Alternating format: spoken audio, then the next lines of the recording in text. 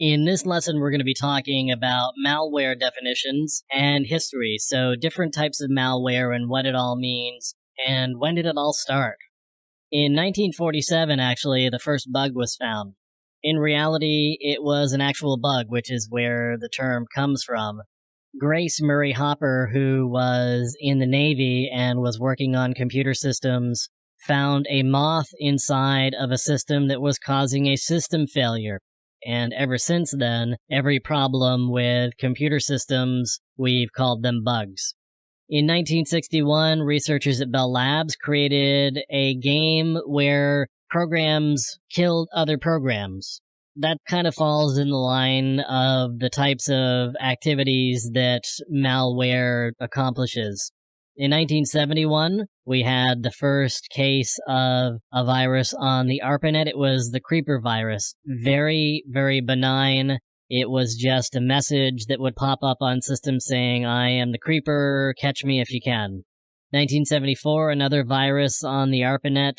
It was the rabbit virus. Getting into the PC era, the very first virus that was found on a personal computer was actually on the Apple II. It was a boot sector virus, and it was called Elk Cloner. That was back in 1982. It wasn't until 1986 that we find the first IBM PC-based virus. That was the Brain virus, and it was worldwide. And you have to remember that back in 1986, we had primarily floppies to store information and transmit them from one system to another. We didn't do a lot of modem communication, didn't do a lot of network communication back in 1986, so it was primarily people handing viruses to another system or to another person that then infected their system. In 1987, we run across the first virus that's known to destroy data. That was the Vienna virus.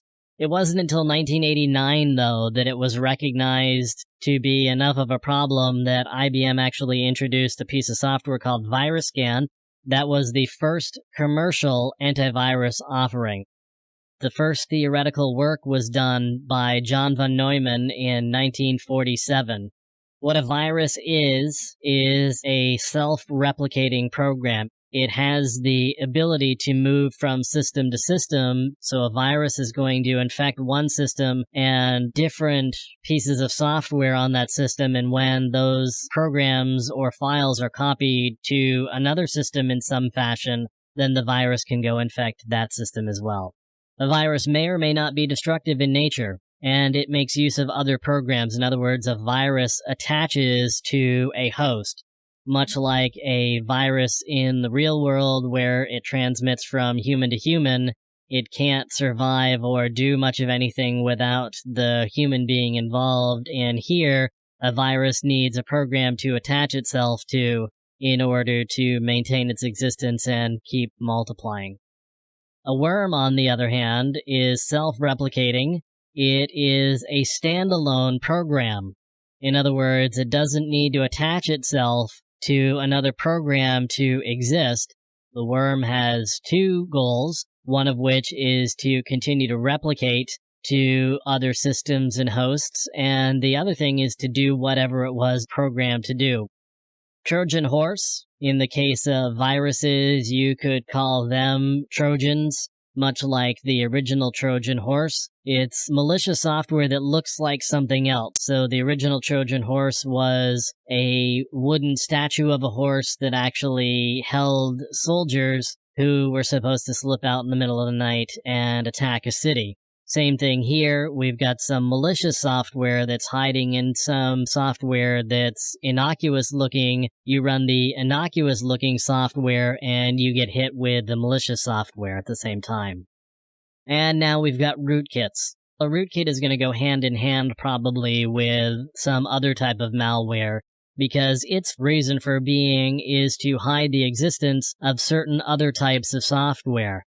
A rootkit is there simply to make the work of another piece of malware possible.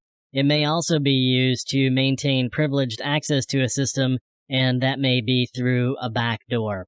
So lots of different types of malware, and we're going to go into some more details and what they do and how they work in subsequent lessons.